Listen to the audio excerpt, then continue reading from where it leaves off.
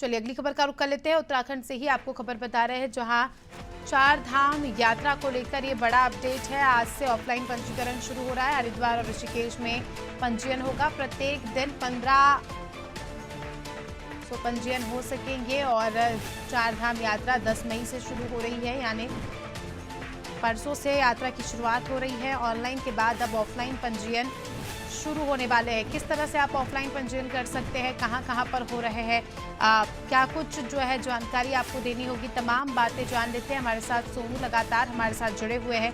सोनू, उत्तराखंड की चार धाम यात्रा 10 मई से शुरू होने वाली है। अब ऑनलाइन के बाद बताया जा रहा है कि ऑफलाइन पंजीयन की सेवा शुरू होने वाली है।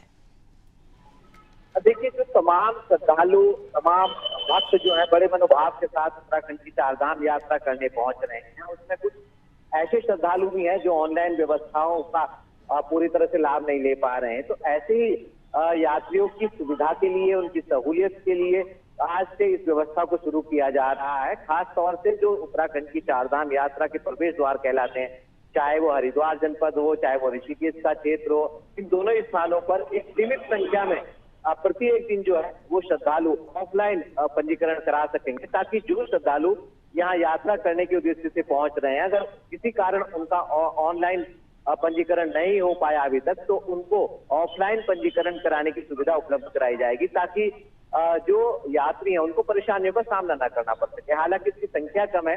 जो ऋषिकेश है, यहाँ पर 1001 श्रद्धालु जो है वो प्रत्येक दिन जो पंजीकरण है वो ऑफलाइन करा सकेंगे, और हरिद्वार की अगर हम बात करें तो 500 श्रद्धालु ही पंजीकरण करा सकेंगे। तो ऐसे में ये एक सुविधा है यात्रियों के लिए, और खास तौर पर जो औपचारिकताएं वो जरूर पूरी करनी होगी, क्योंकि कई बार उत्तराखंड में पर्वतीय क्षेत्रों में कई बार अप्रिय घटनाएं भी सामने घटी हैं। तो ऐसे में सुरक्षात्मक लिहाज से सभी यात्रियों का जो पंजीकरण है वो अनिवार्य रूप से कराना होगा।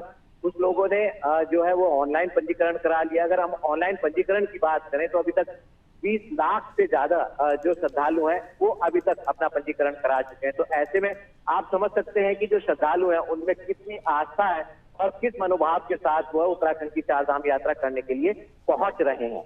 बिल्कुल, और इस बार जिस तरह से कहा जा रहा है कि पिछली बार जिस तरह से रिकॉर्ड तोड़ श्रद्धालु पहुंचे थे, उसका भी इस बार रिकॉर्ड टूटने वाला है। और जिस तरह से भक्तों की श्रद्धा है, और अभी जो है वेकेशंस का भी टाइम चल रहा है, तो ऐसे में और भी आने वाले समय में ये संख्या बढ़ने वाली है श्रद्धालुओं की यहाँ पहुँचने की।